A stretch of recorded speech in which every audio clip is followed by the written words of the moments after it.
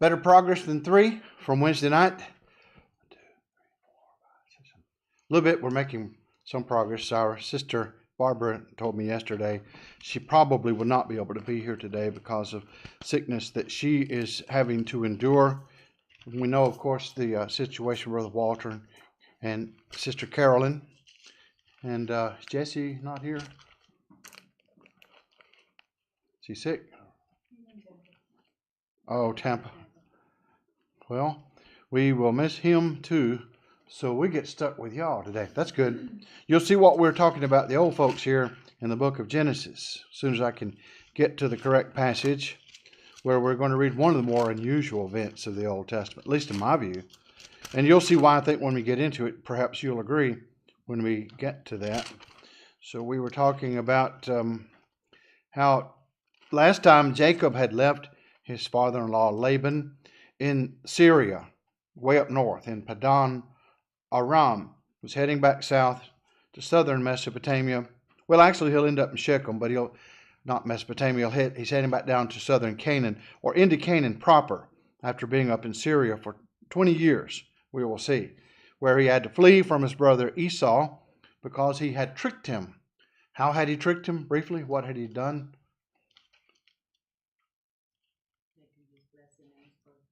He took both things, exactly. He did it by what we would call trickery. He and his mother connived to make that happen.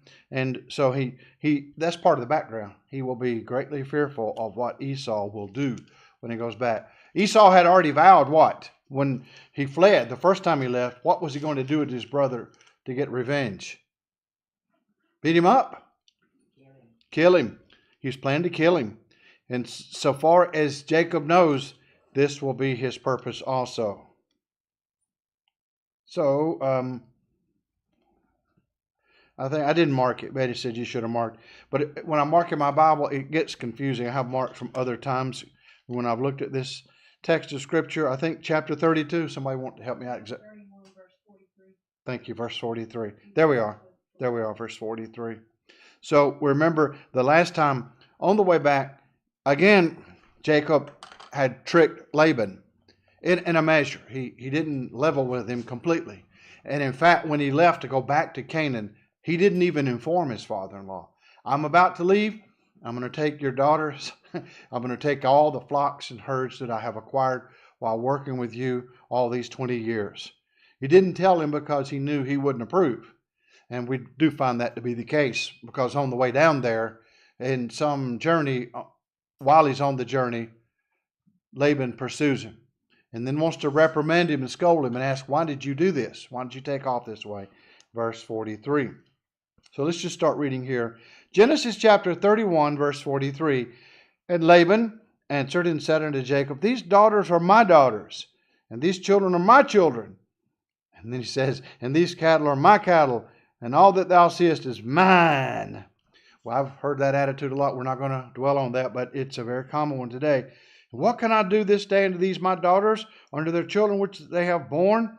Now therefore come thou, let us make a covenant, I and thou, and let it be for a witness between me and thee.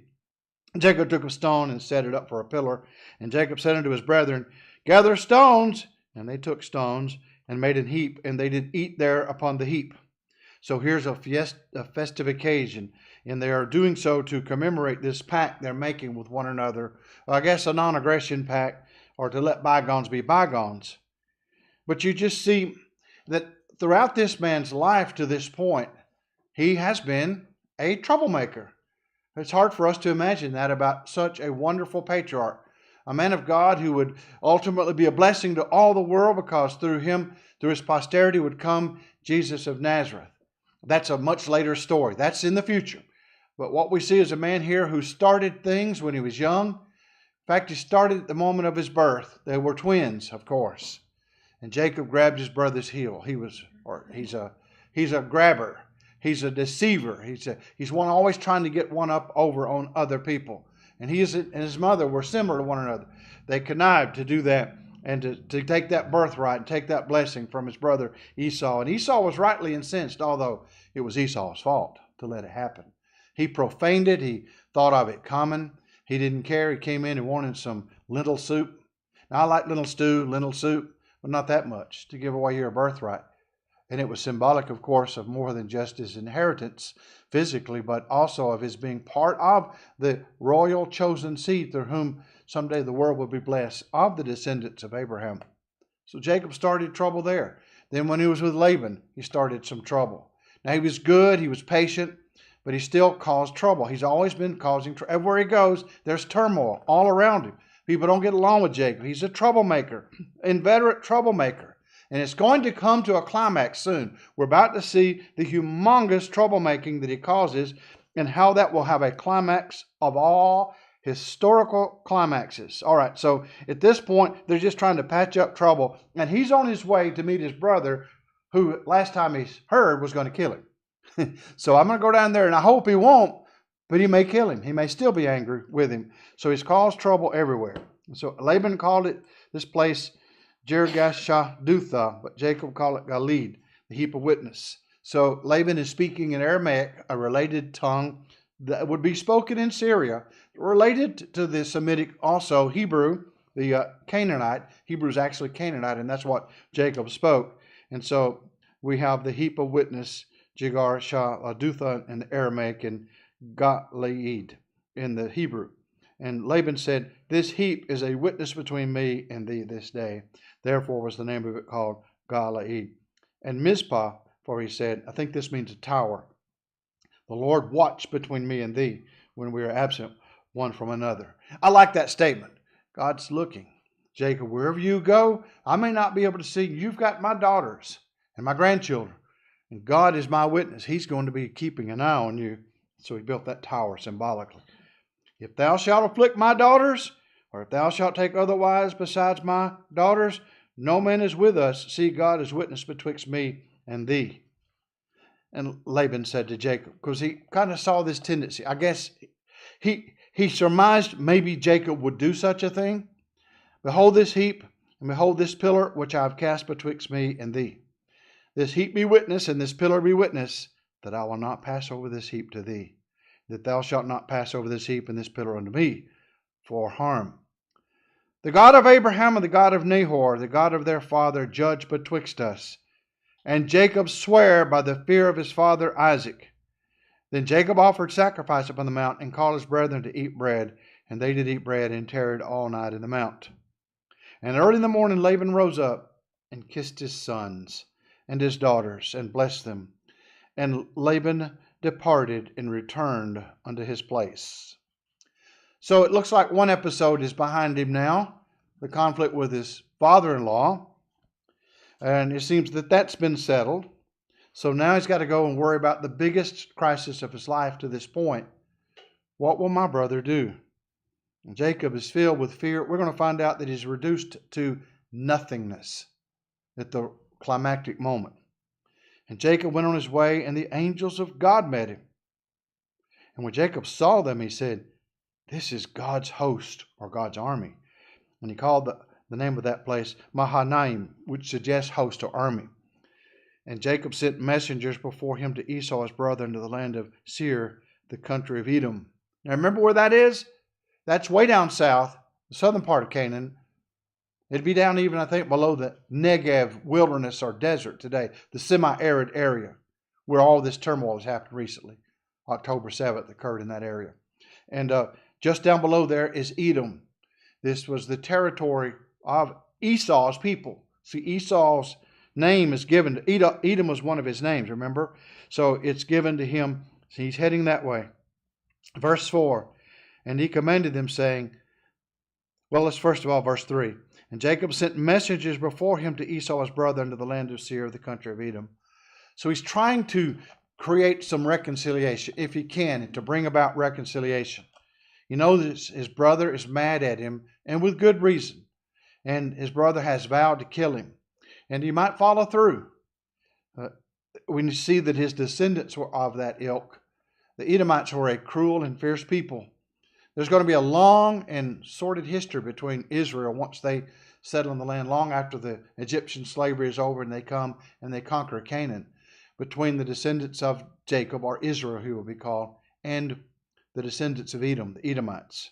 Eventually, the Edomites will be subdued, and eventually they'll be wiped out as a separate people. Although we will find Herod, who will be in the days of Jesus an Idumean or an Edomite. He's an Edomite. He was partly Edomite. I think he was of mixed ancestry.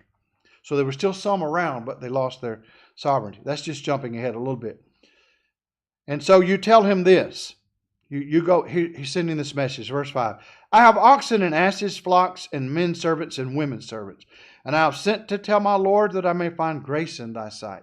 So, again, he's trying to send a peace offering, you might say. And the messengers returned to Jacob, saying, we came to thy brother Esau, and also he cometh to meet thee, and 400 men with him. So what do you guess? What would Jacob's reaction be when he heard that news? Yes, he knows you're on the way. And by the way, he's coming out to meet you even before you get there. And by the way, he's brought 400 men. Now, would it take that many just to have a greeting party? Well, what do you think Jacob thought? Obviously, he's going to follow through with his vow. He's going to kill me. That's why he's brought this large army. Verse 7. You just have to feel this. Here's the anguish of soul.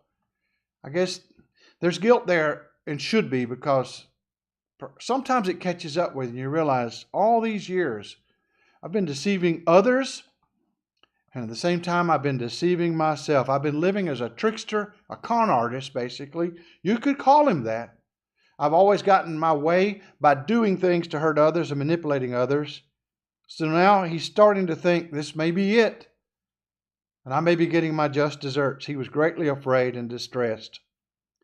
And he divided the people that was with him, and the flocks and herds and the camels, into 2 bands. Why? Well, he's about to explain why. But what would you guess if you haven't already read it? Maybe you have. But it's a good stratagem when he thinks here, in case he does attack, once the attack begins, one company may be wiped out by these 400 fighters of Edom. But maybe the other one can escape, and some of my own will be left alive. And he said, verse 8, if Esau come to the one company and smite it, then the other company which is left shall escape. Just tuck that away in the back of your mind. You can learn a lot from the Hebrew Bible about military strategy. You don't have to go to ancient Chinese authors to learn that sort of stuff, as many nerds and geeks do today, and even the Russians, I think. Look how well it served them so far. But what we have is pretty good material that's found in the Hebrew Bible, and even today it could create a pretty formidable army if they follow these principles. Verse 9, and Jacob said, O God of my father Abraham, and God of my father Isaac, the Lord which said unto me, return unto thy country and to thy kindred, and I will deal well with thee. That's why he did make the decision. God wanted him to go back. He was not supposed to stay in Syria. Verse 10, I am not worthy of the least of all the mercies. Now here is reflected something that is so rare among humans. Absolute contrition, to be contrite. Really to stop and think, I've messed up. I've made a lot of mistakes, and this may be it. And you've blessed me, Lord. He realized, Lord, you've blessed me all this time, and I haven't been worthy of it. He says, I'm not worthy of the least of all the mercies, and of all the truth which thou hast showed unto thy servant. For with my staff I passed over this Jordan. How long ago? 20 years earlier. That's all he had. Just his garment and his staff. He didn't have any possessions then. Now he's come back with great possessions. With my staff I passed over this Jordan. That's the Jordan River. And now I become 2 bands. In other words, he thought, I just sent off one band in case one is wiped out, the other one can escape. So he has that much. He has 2 large companies of people with him. His own small army, you might say. So he's acknowledging how well he's been blessed, and I didn't deserve it.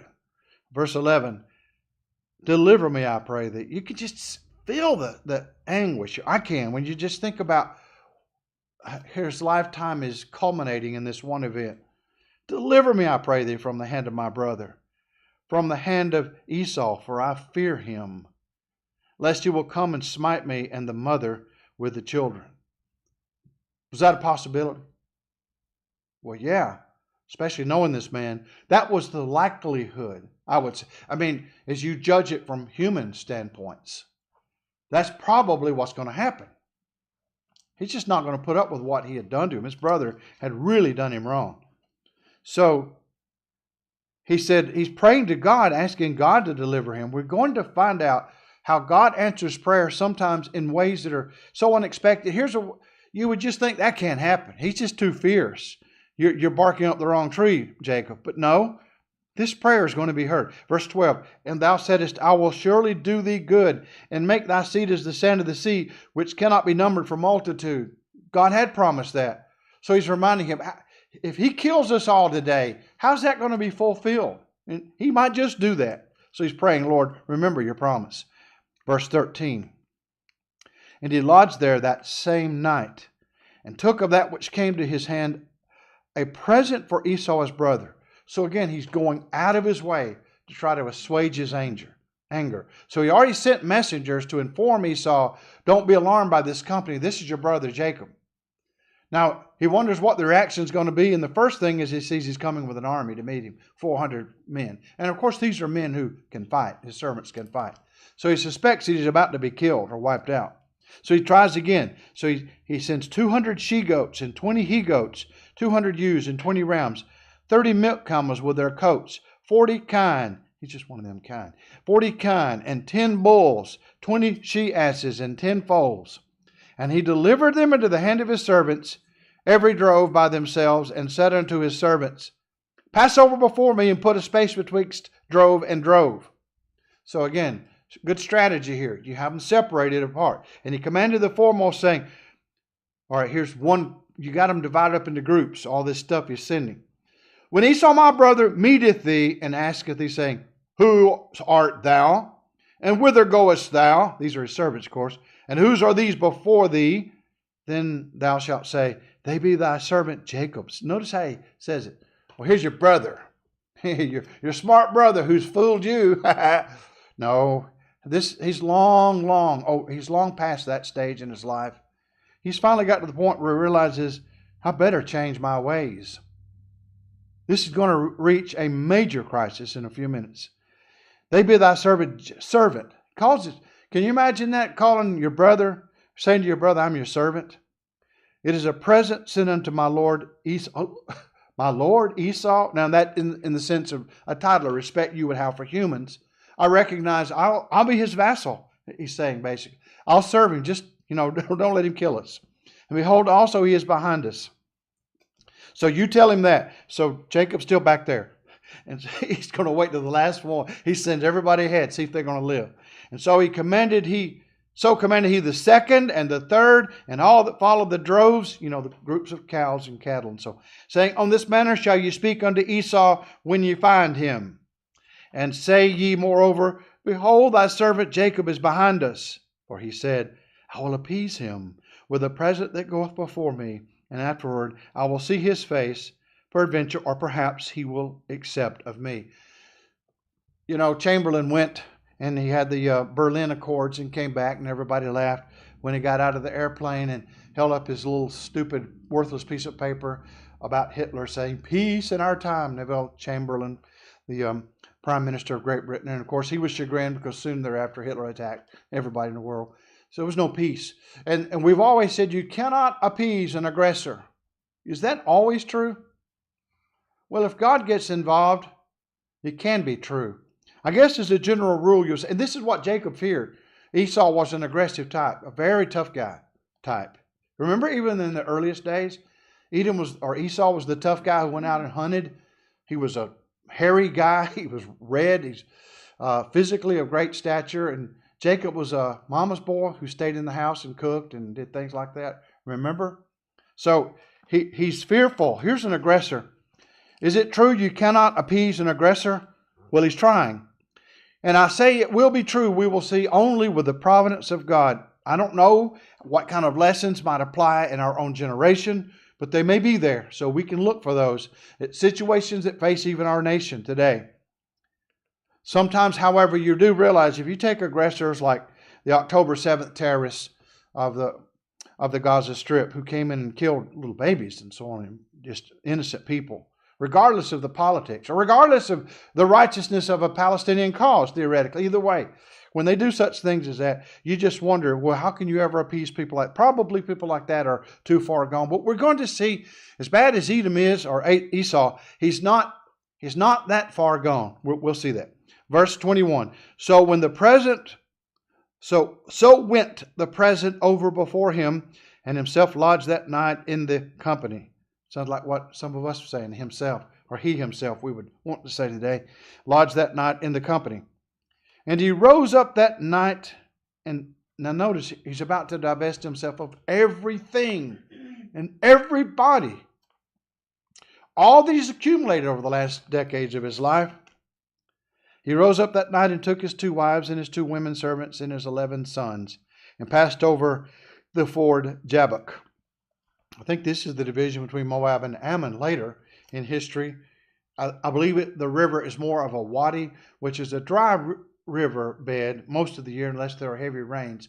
And then it will be a torrential creek or river, small river. And it will, I think the actual ravine or gully flows into the Jordan. So it appears he's on the east side of the Jordan. And he took them and sent them over the brook and sent over that he had. So notice what he's done. He sent all his servants, all his possessions, everything is in Esau's disposition, whatever he wants to do. This is real contrition. He's the only one left. He even sends his wives and his children. Everybody is at the mercy of Esau. I don't know how to understand these verses that are about to follow, really, in its depth. I don't know any of us can understand it. We maybe can gain some insight into looking at the spiritual psychology of Jacob and how he represents every one of us. He was left alone. Now he's fearful. He's in anguish. This could be it for all that I've ever cherished and loved. And there wrestled a man with him unto the breaking of the day. Where did that come from? Well, let's just read it again in verse 24. He's left alone. He's by himself in the dark night. And there wrestled a man with him until the breaking of the day. And this is going to be a serious struggle. We will see this is a serious wrestling match. A man, but not a man. It's a man, but it isn't a man. It's a man, but he's going to find out this is more than a man. At first, here's some strange dude standing in when he thinks he's alone. Here's some strange dude is suddenly there. And why they start wrestling, I don't know. I guess it scared him, it startled him. And there was a pushing match or whatever. We're just kind of guessing or imagining. Next thing you know, they're wrestling. They're struggling. They're fighting each other. And this goes on all night long. Verse 25, and when he saw that he prevailed not against him. All right, this is the man. The man, the quote, man in quotation marks. This man he's fighting with. The man did not prevail against Jacob. But just before daylight, I guess it were, he touched the hollow of his thigh, and the hollow of Jacob's thigh was out of joint as he wrestled with him. So he's going to limp from this. This hurt him bad. He's pulling it out of his socket, his hip. I think it's his hip joint, top of his, the hollow of his thigh. So this is a pretty good wrestling match, and Jacob's going to get hurt at the end. He's not going to forget that he wrestled. So there's something else happening here, my friends and brothers and sisters. Something that only eternity can tell. But do we sometimes wrestle with God? Because we're going to find out this was not a man. Jacob's is starting to see that. He's starting to realize this is not this is not just some stranger, or maybe one of the servants of Esau. And he said, let me go, for the day breaketh. So this is the man saying this to Jacob, rather. This is the man saying, let me go, for the day breaketh. In other words, I've got to leave. And he said, I will not let thee go. So now Jacob, something is starts to say dawned on him. It's about to dawn. Something has kind of gone off like a light bulb in his head. This is an unusual person. It's not a regular person. He said, I will not let thee go, except thou bless me. Can you imagine you're out, you've sent everybody away, you're out camping out all by yourself in the middle of a dark night. It's kind of spooky anyway. And suddenly here's this stranger in the camp, stranger at first, and you get into a fight with him and you're fighting all night long. And then right at daylight, you grab him and you won't let him go. He's wanting to leave. after he hurt you really bad. You're hurt. I mean, you're in pain. But he's trying to leave and you holding on. This is that same Jacob who's always holding on. Here he's holding on. I can imagine being pulled across the ground. And I started to give it away. This man says to him, I got to go. I got to go. I will not let you go till you give me a blessing. And he said unto him, what is thy name? The man said to him, and he said, Jacob. Now, what does that mean in the Hebrew? Supplanter. In other words, this goes back to all of his trickery. In other words, this has been your name. And what does it tell us about you? What does it tell us about you? What are you? What in your being, your innermost man, what are you? Well, his name tells us, I'm Jacob. I'm just the trickster, the manipulator, the troublemaker, the con artist. All kinds of terms could describe. That's all I am. That's all Jacob means. And he said, and we see suddenly this is not just a man. He said, verse 28, thy name shall be called no more Jacob, troublemaker, supplanter, deceiver, all that sort of stuff, but Israel. What does this mean? Struggles with God. El, you hear the El and then the God and the name God, like Elohim. Israel. He struggles with God. Wait a minute. We could have assumed this is more than a man. This is an angel, maybe because earlier he met some angels. But that assumption would be wrong. We're going to find out this was not just a man, not an angel. I told you I don't understand this. Do you? Does anybody really have insight into this? I don't see how we could. But we can learn some things. I believe the book of Hosea is going to talk about this. We'll look at that in a minute, chapter 12, in the minor prophets. But he said, thy name shall be called no more Jacob, but Israel. For as a prince hast thou power with God and with men, and hast prevailed. So this is the lowest moment of his life.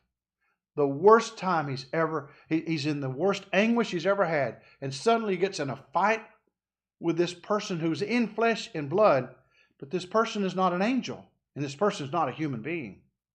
Although at first it looks like a man, physical. Who is it? Well, he says your name is Israel because you just struggled with God all night. Jacob fought or wrestled with God. I told you I don't really understand why or how all this took place. And in what sense is this God the Father? What would be the simplest explanation based on our full understanding of the Godhead as taught throughout Scripture? The God the Son. We've mentioned on an occasion that in the Old Testament there's this expression, the angel of the Lord. The angel of the Lord. Now the angel of the Lord, it sounds like, that's just an angel, one of the messengers, one of the created beings. And yet, and in some few cases, it does seem to appear as that. Or appears as that. But in other cases, it cannot be identified as one of the created angels. It has to be God himself. It has to be the second member of the Godhead.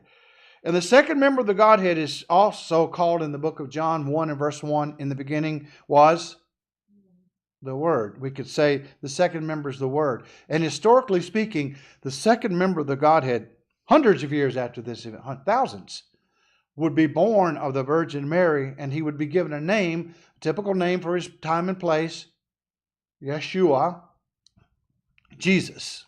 He'd be given a name. So he doesn't have that name now, but who is he? It appears this is none other than whom we know as Jesus Christ. But I mean, we're kind of running ahead, putting together some information from other parts of Scripture. But right here, so far as we see, it's just we know this was God.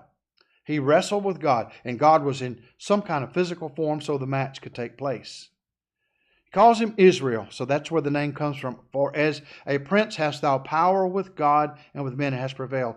So in other words, there was kind of like you'd say a draw at the end. The man did hurt him, this angel of the Lord, God, we say hurt Jacob, and he finally left. But it was kind of a draw. The match was not. He did prevail. He was not beaten. Let's put it this way. Although he was harmed, he was not beaten. And Jacob asked him and said, tell me, I pray thee, thy name.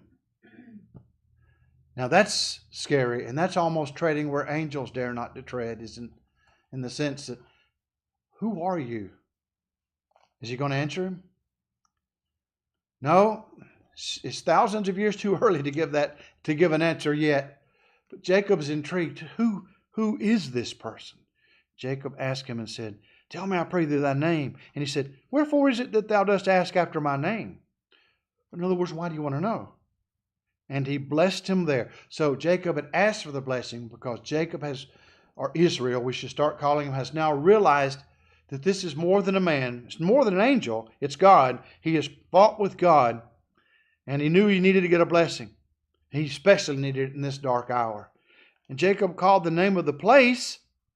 The man doesn't give his name, does he? But so he names the place where he had the fight, Peniel. Hear the L on the end. Face of God. For I have seen God face to face, and my life is preserved. So there was enough light there, maybe starlight, for him to see his face in the darkness as they wrestled. And he looked in the face of God. And we just wonder, would it have looked like the later historical Jesus? Only speculation, I guess, but he saw his face in that sense. Not as spirit to spirit, but through the media of the physical bodies, through Israel's physical body, and that of this unusual heavenly personage. And his life was preserved. Remember, it's said that way because the belief was common and it was true that if a person were to see God directly, in his essence, as it were spirit to spirit, he'd be dead. You would die. So it was a terrible thing to see God, but he had lived. He had seen God face to face, and yet he was still alive. And as he passed over Penuel, which seems to be sort of a variant of the same Peniel, the same area, the sun rose up and he halted upon his thigh. In other words, here goes poor Israel. What happened to you? But I got in a fight with an angel. No, not really an angel. So you can see that there is a consequence. This really happened. He didn't just dream this. He woke up the next day limping. It happened in the empirical world, in what we call space-time history. God came down in physical form and fought with him. And this deceiver, he had to be taught some lessons. He had some things to learn. He'll never be the same. In fact, this name change, struggles with God, I guess is kind of symbolic for all of us. In our lives, we've kicked against the pricks, we've fought, we've rebelled against what God tells us we're supposed to do. And when he forbids us to do things that he knows is for our harm, we, in our lack of faith, will sometimes say, I don't believe that. We go our own way because we think we know better. Jacob was so smart. He thought, I can trick everybody around me. He was pretty good at it. He was pretty good as a trickster. And eventually it will catch up with him. Now all this trickery is for naught. It's not going to work anymore. He's coming face to face with his own death, and that's his brother Esau, and it's just about to happen, he thinks. So he passed over Penuel, the sun rose up, and he halted upon his thigh. He's limping. Therefore the children of Israel eat not of the sinew which shrank, which is upon the hollow of the thigh unto this day, talking about in the meat they would eat, out of respect for this event recorded in the Bible, because he, that is this unusual heavenly man, touched the hollow of Jacob's thigh and the sinew that shrank. So even today, Moses is saying, writing this many years later, they do not eat of that part of the animal. Now, what's going to happen? Verse 1, chapter 33. And Jacob lifted up his eyes and looked, and behold, Esau came, and with him 400 men. And he divided the children unto Leah, and unto Rachel, and unto the two handmaids. And he put the handmaids and their children foremost, and Leah and her children after, and Rachel and Joseph hindermost. I used to hear, and this reminds me of that, I don't mean to be irreverent, that in Southeast Asia, back in the 60s and 70s, when some just a little bit older than my generation, right close to my generation, Betty's generation, really close to our generation, got sent over to Vietnam to fight the communists, that there was a habit that the Vietnamese men and Americans have picked up this habit, would always let their wives walk ahead of them. People thought, how respectful. They let the women go first. Well, they were landmines. So I think of that when I see Jacob sends them all ahead. If they get wiped out, well, he could see Esau's not going to receive him very well. So he sends them all ahead. Verse 4, just read this and weep. Verse 4, you think, here's the climax. He's going to kill him. He's going to kill him. No. And Esau ran to meet him and embraced him and fell on his neck and kissed him, and they wept. Isn't that beautiful? Nothing else has to be said. I mean, all of his fears, well, they were well founded at first based on what he knew about his brother. But had he not prayed that God spare him from that awful event of just retribution, that his brother come and get revenge for how he had tricked him? Well, he had prayed. And what's God's answer? He beats him up. God's answer is comes, he beats him up all night. And he's now limping. He's so beat up. He's had a rough night. This is the low point, and yet at the same time, it's the high point.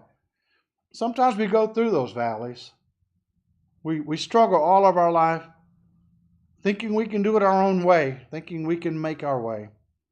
And then in the end, it's like Jacob. He finally realized, I can't do it. I just got through fighting and having conflict with my father-in-law up in Syria. He chased me down. I thought I was going to be killed then. We have conflict. We worked that out. Now I got to go meet my brother who said he was going to kill me. The last time I saw him, everybody's mad at him. Everybody's against him. This is the low point of his life. And here he is reconciled. Anybody want to make any comments or do you have any questions about that before we move on? All right, let's look at verse 5. And he lifted up his eyes, this would be Esau, and saw the women and the children and said, who are those with thee? Last time he saw him, you didn't have all these, Jacob. And he said, the children which God hath graciously given thy servant. He continues that. Oh, well, you accept me. Now I'm your equal again. I'm your brother. He still says, I'm your servant. Then the handmaidens came near, they and their children, they bowed themselves. And Leah also with her children came near and bowed themselves. And after came Joseph near and Rachel, and they bowed themselves. And he said, what meanest thou by all this drove which I met? Remember I had been sending all the groups up there earlier.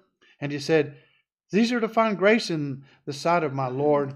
And Esau said, I have enough, my brother. Keep that thou hast unto thyself. In other words, he was willing to give it all to Esau to assuage his anger. Esau's a different guy too. There have been a lot of changes in the last 2 decades. Esau's a different man altogether. Wonder what did that? Well, there had been a prayer made on his behalf. Does God answer prayers? Yes. Did God have to reach into Esau's heart and miraculously take control of the reins of his will and make him act differently from what Esau himself wanted to act like? I don't suppose that's necessary to see that. Cannot God use providential means to change people? Can he not make people different by the vicissitudes we say, the different events we face in life? Some good, some bad, often the challenges of life. Well, yeah, and Esau's a different person. So he says, I don't need all that. Keep it yourself. Verse 9. And Jacob said, nay, I pray thee, if now I have found grace in thy sight, then receive my present at my hand. For therefore I have seen thy face, as though I had seen the face of God, and thou wast pleased with me. Esau probably didn't know how pregnant that was with meaning. To say, I've seen your face, and Esau's like looking at the face of God, and I know what I'm talking about. Of course, Esau was not privy to that, didn't know. I guess he's wondering, well, why did you say that? Strange. Take, I pray thee, my blessing that is brought to thee, because God hath dealt graciously with me, and because I have enough. And he urged him, and he took it. So he did receive some gifts. And this kind of, cemented their relationship. Verse 12, and he said, let us take our journey, and let us go, and I will go before thee. And he said unto him, my Lord knoweth that the children are tender, and the flocks and herds with young are with me. And if men should overdrive them one day, all the flock will die. Let my Lord, I pray thee, pass over before his servant, and I will lead on softly, according as the cattle that goeth before me, and the children be able to endure until I come to my Lord and to Seir. So he's not going to follow. He has had a really tough journey. I don't know that this is more trickery anymore. I think maybe those days are over, and he really sees that's going to be a long journey. We need to rest for a while, and we will eventually catch up with you down in Seir. And Esau said, let me now leave with thee some of the folk that are with me. And he said, what needeth it? let me find grace in the sight of my Lord. So I don't need an escort, do I? Especially an armed escort? Do I need that? What needeth it? So Esau returned that day on his way unto Seir.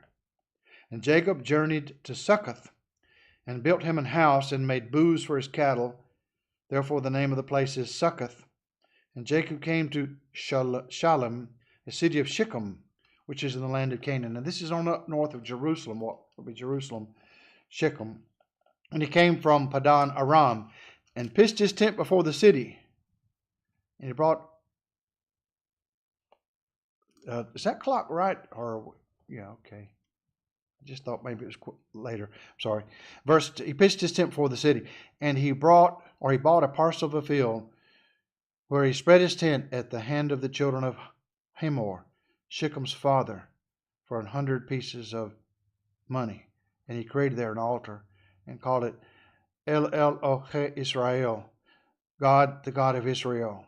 What a beautiful place, a beautiful name. So some bad stuff is going to happen again later to the family. Somebody want to check, is that clock correct? Sorry. It is 10:46? Okay. It's been a long minute. Losing track of time is so wonderful. Verse 1 of chapter 34. And Dinah, the daughter of Leah, which she bare unto Jacob, went out to see the daughters of the land. Now they're in Shechem.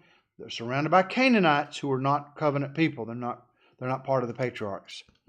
And when Shechem, the son of Hamor the Hivite, prince of the country, saw her, kids, close your eyes, close your ears. When he saw her, he took her and lay with her and defiled her. What do you call that today? Rape. He forced her. He raped her. This is going to cause some real trouble. Real trouble, believe me. And his soul clave unto Dinah, the daughter of Jacob. And he loved the damsel, and spake kindly unto the damsel. Okay, fine, but that's not the way you do it. That's not the way you romance a young lady. That's not the way to do it. You heathen. And you're going to find out her brothers, were not too pleased. But he actually falls in love with her. Too little, too late, in a sense. And Shechem spake unto his father Hamor, saying, give me this damsel to wife. I've just got to marry this young lady. Now let me ask this question. He humbled her. He defiled her. So we know what adults know. Sexual intimacy took place. There has been a theory sometimes promoted, at times even by preachers. I've heard some preachers say this, that sexual intercourse itself constitutes marriage. That if there is such a relationship, the two are married and they got to stay together the rest of their life. That's not recognized here as being a principle. The very fact that he had raped her did not make him married to her, although he did love her. He did like her. I don't know how she felt. That's a rough way it'd be better to give flowers and candy, wouldn't it? I mean, that's just not the way to do it before you marry her. Anyway, and Shechem spake unto his father, asking this, he wants her to be his wife. All right, and Jacob heard that he had defiled Dinah his daughter. Now his sons were with his cattle in the field.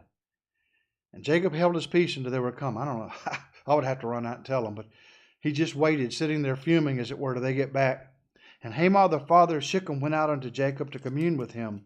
And the sons of Jacob came out of the field when they heard it. And the men were grieved, and they were very wroth. Isn't that a natural reaction? It should be, because he had wrought folly in Israel in lying with Jacob's daughter, which thing ought not to be done. Here's one of those passages or clauses in a passage, in a text, that should be remembered and should be maybe put on some panels and hung up in our assemblies where we meet. Some things ought not to be done. In other words, it's morally wrong. Ought. The idea of oughtness is you violated a moral law. This is just not right. And Hamor communed with them, saying, the soul of my son Shechem longeth for your daughter. I pray you give him to wife. And make ye marriages with us, and give your daughters unto us, and take our daughters unto you. He thinks he's being reasonable, but he's not really proposing something they should do. And he shall dwell with us, and the land shall be before you. Dwell and trade ye therein, and get you possessions therein. And Jacob said unto her father and unto her brethren, let me find grace in your eyes. And what ye shall say unto me, I will give. Ask me never so much dowry and gift, and I will give according as you shall say unto me, but give me the damsel to wife. I want the little girl to be mine. Well, he's trying to buy them off, as it were. I'll give you anything. I just love her. Well, you didn't do it the right way, so it's too late. We're going to see. And the sons of Jacob answered Shechem and Hamor his father deceitfully. They got it honest. They inherited honestly. They said, oh, sure. They said, because you have to follow Dinah, their sister. And they said unto him, we cannot do this thing to give our sister to one that is uncircumcised. I'm not going into all the details, but that's how they viewed the pagans, because they were uncircumcised, many of them. For that were a reproach unto us. So, no, she can't marry an uncircumcised man. But here's what we'll do. But they're tricking them. But in this we will consider unto you, if you will be as we be, that every male of you be circumcised. Now, you're talking about grown men being circumcised, not 8-day-old babies. Then will we give our daughters unto you, and we will take your daughters to us, and we will dwell with you, and we will become one people. But if you will not hearken to us to be circumcised, then we will take our daughter, and we will be gone. And their words pleased Hamor and Shechem, Hamor's son. Not very bright, are they? They should have known if they knew something about this family. Should have known better. And the young man deferred not to do the thing, because he had delight in Jacob's daughter. So he loved her so much. Okay, I'll be circumcised at his age as a man. And so he was, and he was more honorable than all the house of his father in that sense. Honorable, relatively speaking. First of all, he's a rapist, right? But he was willing to do this because he loved her so much. And Hamor and Shechem his son came into the gate of their city and communed with the men of their city, saying, these men are peaceable with us, therefore let them dwell on the land and trade therein, for the land, behold, it is large enough for them. Let us take their daughters to us for wives, and let us give them our daughters. Only herein will the men consent unto us to dwell with us, to be one people. If every male among us be circumcised, as they are circumcised, shall not their cattle and their substance and every beast of theirs be ours? Have we always shared everything you ever owned? Mo and Larry said to Curly when Curly came into an inheritance. I'll explain that to you someday, what that means. That's the idea. Have we not always shared everything? In other words, hey, these are rich people. Let's cement this pact and we can share in their blessings. So they're trying to do some trickery too. It's going to backfire who the biggest tricksters are. So, verse 24, and unto Hamor and to Shechem his son hearken all that went out of the gate of his city, and every male was circumcised, all that went out into the gate of his city. And this is major surgery. They're going to be incapacitated for a little while. They're not going to get out and do the work they've been doing for a few days. And it came to pass on the third day, when they were sore, that two of the sons of Jacob, Simeon and Levi, Dinah's brethren, took each of him his sword, and came upon the city boldly, and slew all the males. They couldn't get up and run. They couldn't fight back. They had just had surgery, major surgery. They get themselves all cut up because of what they had done. And they slew Hamor and Shechem his son with the edge of the sword, and took Dinah out of Shechem's house and went out. This is like a Shakespearean play almost, but it really happened. It really happened, this high drama. The sons of Jacob came upon the slain and spoiled the city because they had defiled their sister. So this is vengeful. They're not going to tolerate this. They took their sheep and their oxen and their asses and that which was in the city and that which was in the field and all their wealth and all their little ones and their wives took they captive and spoiled even all that was in the house. And Jacob said to Simeon and Levi, Jacob used to be kind of like this. He was kind of a mama's boy. He's not a fighter, but he was a trickster. And this was a trick they had played on these pagans. Ye have troubled me to make me to stink among the inhabitants of the land. What do you mean? Well, my reputation is going to be, they can't trust us anymore. This word's going to get out to other people around other city-states that this is the way we are, that we'll trick people like this. You trouble me to make me stink among the inhabitants of the land, among the Canaanites and the Perizzites. And I being few in number, they shall gather themselves together against me and slay me, and I shall be destroyed, I and my house. So his worry was pragmatic. It was not so much that was wrong. You shouldn't have tricked them. But it was, look what you've done. Now you've opened up a can of worms. We're going to be hounded by others when they realize what we've done to these pagans. And they said, should he deal with our sister as with an harlot? What's the answer to that question? Thought question. What's the answer to that question? Come right in, brother. Well, the answer is no, but what's the remedy? Well, not deceit and not violence in this way. Should have been dealt with in some other way. Maybe if there had been a just court system. So I guess we'll stop here at the end of verse 34, chapter 34, verse 31. The question, should he deal with our sisters with a harlot? So now what chapter 35 will be what we'll look at later. Any questions or I may make a comment there just to avoid some of the tomfoolery up front next week. Any questions or comments? Do you find this interesting history? I do. And as we've said many times, this is the basis for all the Hebrew Bible, and thus it's the basis for even the New Testament plan of salvation.